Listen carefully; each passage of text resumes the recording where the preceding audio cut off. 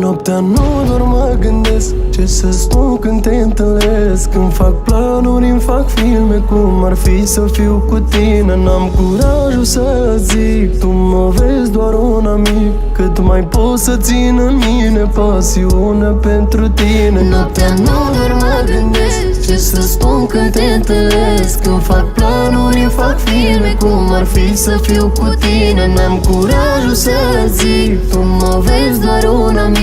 Cât mai pot să țin în mine pasiunea pentru tine. De ce nu mi-ai spus ce simți pentru mine?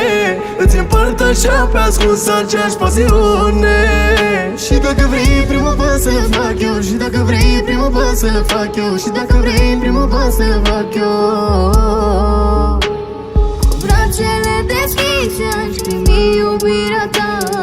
Mi-e teamă de mine, posesivă e dragostea.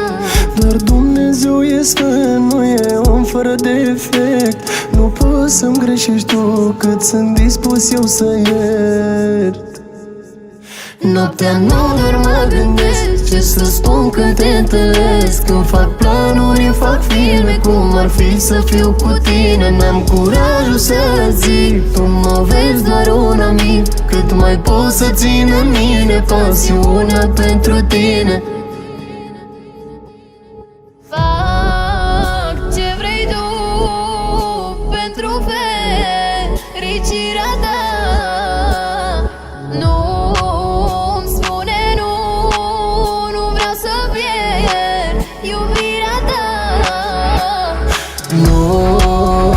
Nu mai vreau să dormim la telefon. Visez că o să vii să mă săruți de somn ușor.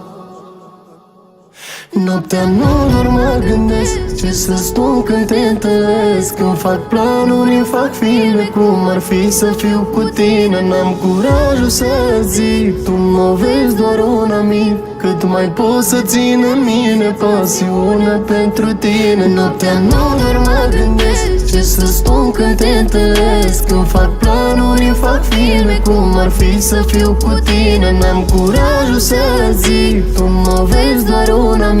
Cât mai pot să țin în mine pasiunea pentru tine.